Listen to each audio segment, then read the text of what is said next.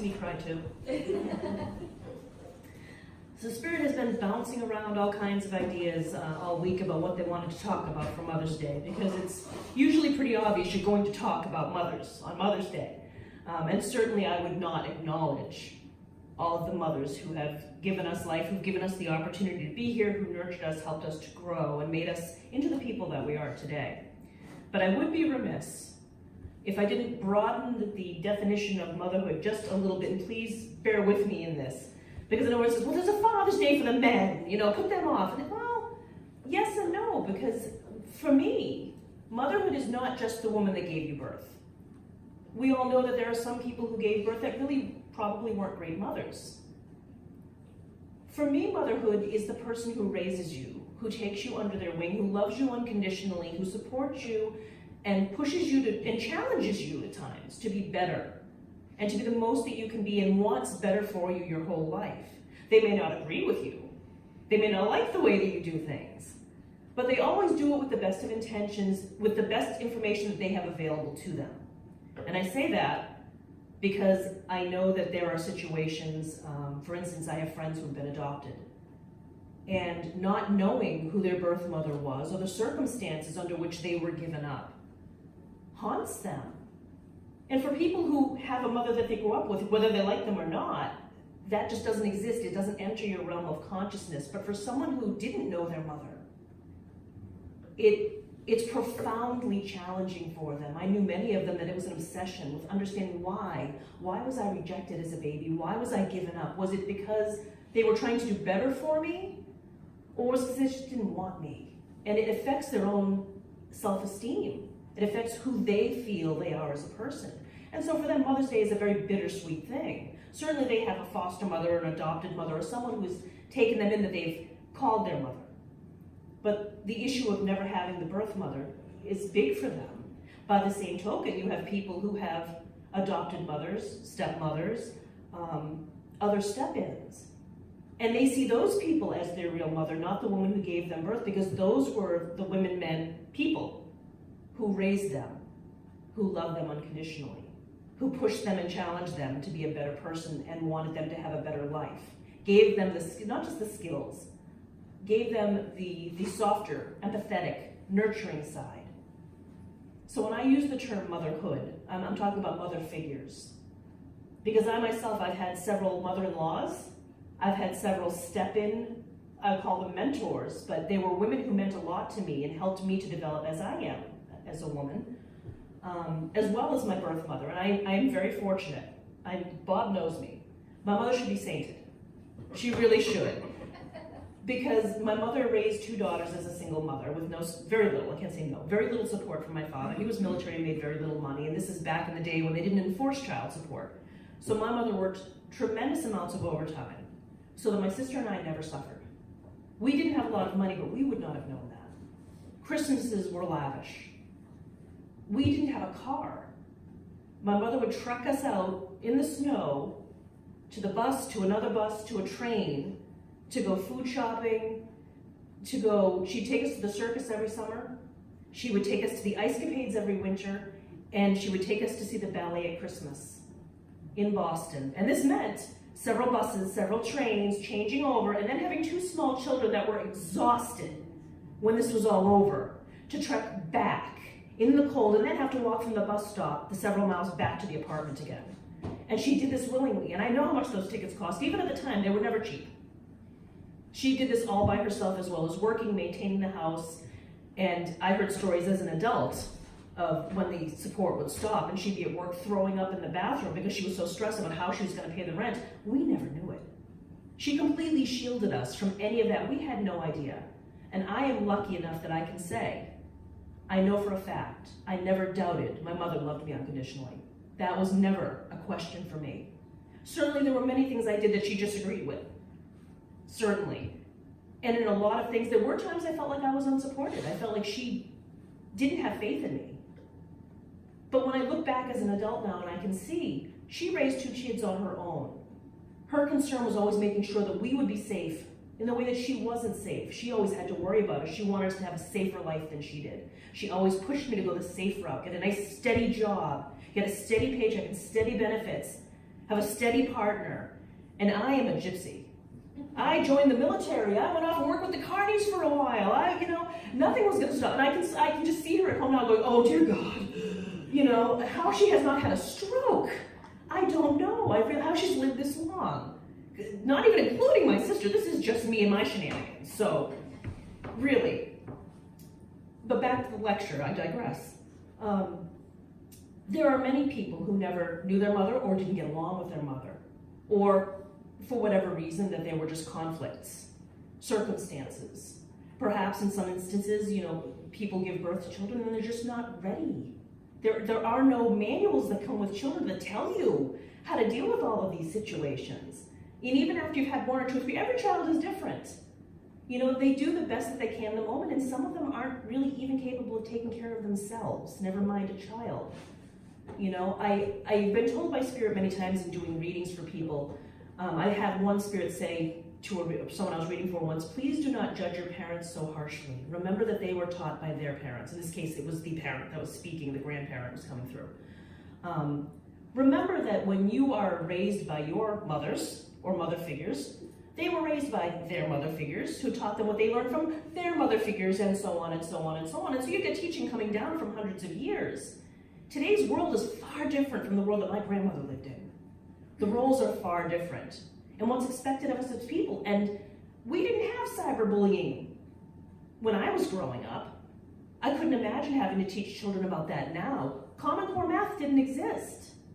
These seem like small things, but they're so profoundly effective.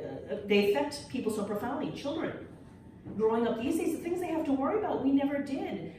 I was in the age when AIDS was first coming out. Before that, AIDS didn't exist. Cancer was starting to come around, but wasn't as prevalent.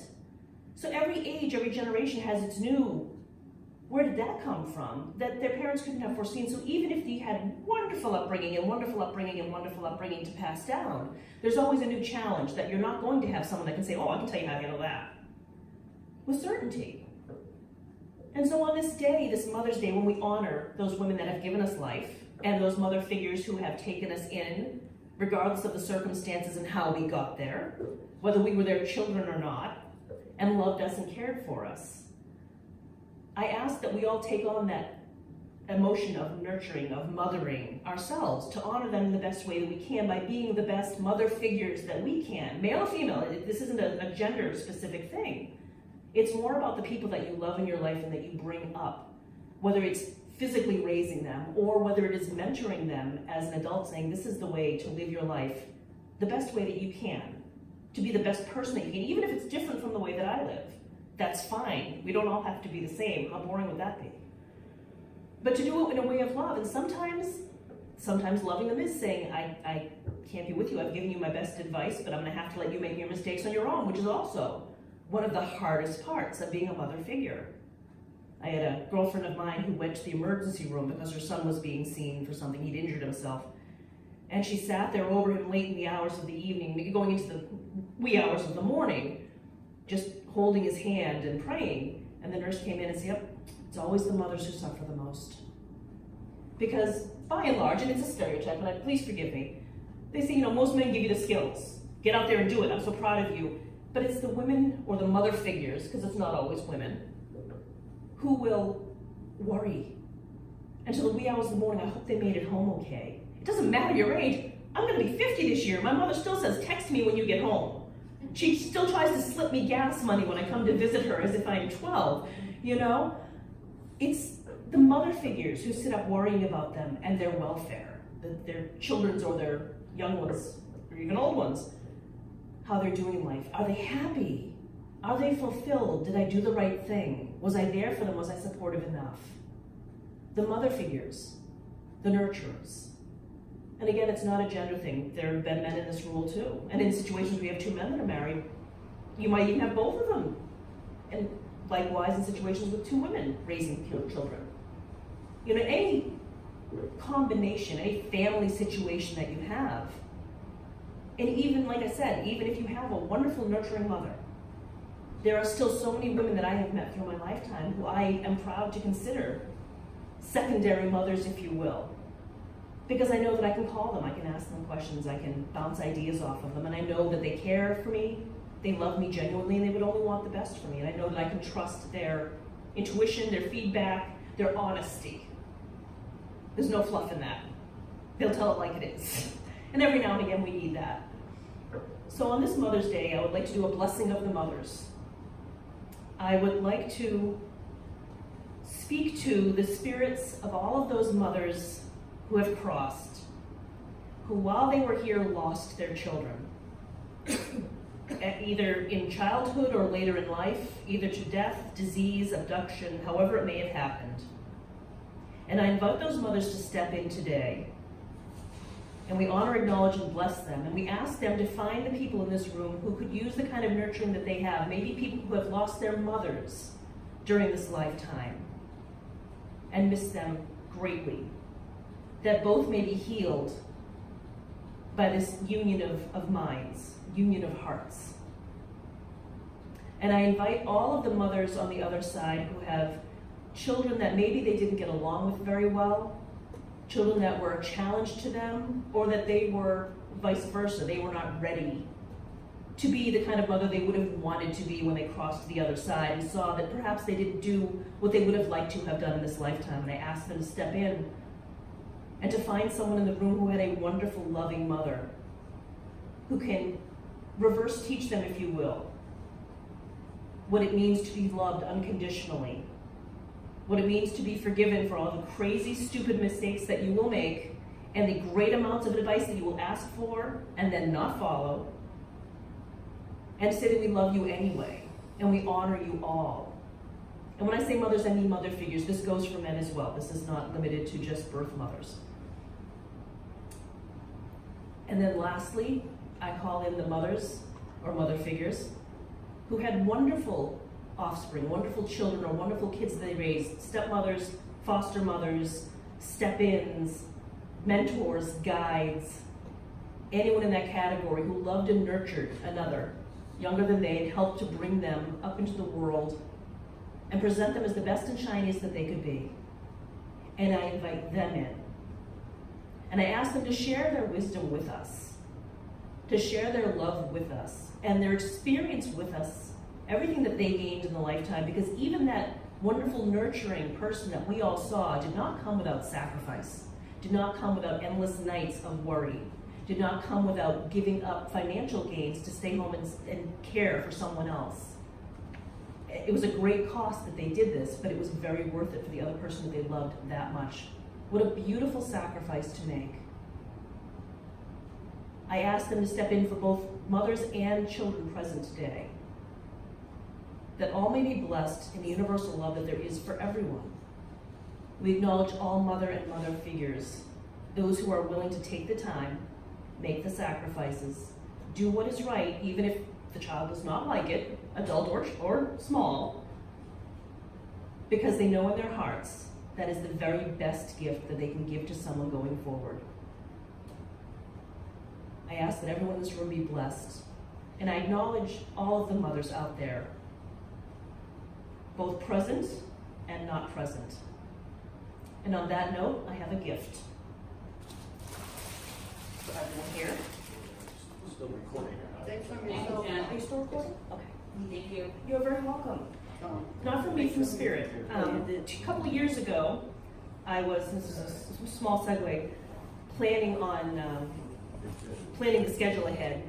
And I was sitting at home, and Spirit very clearly said to me, you know, you should bring roses to services on Mother's Day and hand out roses to the mothers. I thought that's a great idea. I said, I'll look on the schedule and see who's on that day and see how they feel about that. I went to the schedule, it was me. And I did not know that in advance. So, and yeah, it was a wonderful thing. Of course, I always bring too many, never knowing how many people there's going to be. And I said, well, there's no reason not to give them to the men in the room too. They have mothers, you know. And even this year, as I went over what I was going to talk about, Spirit was very prolific about that. And I said, I have so many friends who have alternate family styles, you know, or people who were raised single father. You know, I know they have a Father's Day, but it's different when you're half of a team. It's different when you have to be both nurturer and other, and disciplinarian. At least with two people, you can play good cop, bad cop. When it's just you, or when it's two men, or when it's two women, or when it's, in my case, my mother and my aunt. because my father just wasn't there. He was military, he was all over the world. You know, so it's a lovely thing when you can honor those people who raised you as their own, even if you, especially if you weren't. That is a huge sacrifice. Huge sacrifice.